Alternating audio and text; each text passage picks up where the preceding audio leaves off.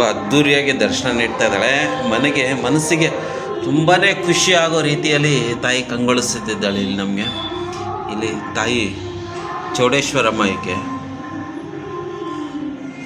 ಇಲ್ಲಿ ಉತ್ಸಾಹ ಇದೆ. ಇಲ್ಲಿನ ಹಲವಾರು ಇತಿಹಾಸಗಳಿದೆ ತಿಳ್ಕೊಳ್ಳೋದು. ವಾವ್, ಈಕೆ ಮದ್ದೂರಮ್ಮ ಅಂತೆ, ಮದ್ದೂರು ದೇವಿ ಅಂತ. ನಿಜವಾಗ್ಲೂ ಈ ತಾಯಿಯನ್ನು ನಾನು ಆಚೆಯಿಂದ ನೋಡಿದಾಗ ತುಂಬಾ ಖುಷಿ ಆಯಿತು ನನಗೆ ಮನಸ್ಸಿಗೆ. ಉದ್ಭವ ಮೂರ್ತಿನ ಮದ್ದೂರಮ್ಮ ಇಲ್ಲಿ ಉದ್ಭವ ಮೂರ್ತಿ ಆಗಿ ಮದ್ದೂರಮ್ಮ ಇಲ್ಲಿ ಉದ್ಭವ ಆಗಿರೋರು ನೀವು ನೋಡಿರೋದು ಇಲ್ಲಿದೆ. ಇಲ್ಲೇ ಉದ್ಭವ ಆಗಿದ್ದಾಳೆ. ಹುತ್ತ ಇದೆ. ಉದ್ಭವ ಆಗಿರೋದು ಹೆಂಗೆ? ಅಲ್ಲೇನೋ ಲಿಂಗ ಇದೆ, ಆ ಥರ ಇದಿದೆಯಪ್ಪ. ಸೇಮ್ ಈ ದೇವ್ರು ಹೆಂಗಿದೆ ಹಂಗೆ ಶೇಪ್ ಇದೆ ಒಳಗಡೆ. ಹೌದಾ, ಇದೇ ಥರ ಶೇಪ್ ಇದೆ ಅಂತೆ ನೋಡಿ. ಇವ್ರು ಹೇಳ್ತಾ ಇದ್ದಾರೆ ಇಲ್ಲಿ ತಾಯಿ ಉದ್ಭವ ಮೂರ್ತಿ ಅಂತೆ.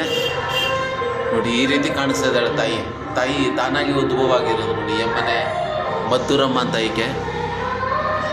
ಈ ಊರು ಎಲ್ಲಿ ಬರುತ್ತೆ? ಇದು ಉಪ್ಪಾರಹಳ್ಳಿ ಇದೆನಾ? ಉಪ್ಪಾರಹಳ್ಳಿ ಮದ್ದೂರಮ್ಮನ ದೇವಾಲಯ, ಆ ಕಡೆ ಪ್ಲೇಕಮ್ಮ ಚೌಡೇಶ್ವರಮ್ಮ ಅಂತ ಇಲ್ಲಿದ್ದಾರೆ. ನಿಜವಾಗ್ಲೂ ನನಗೆ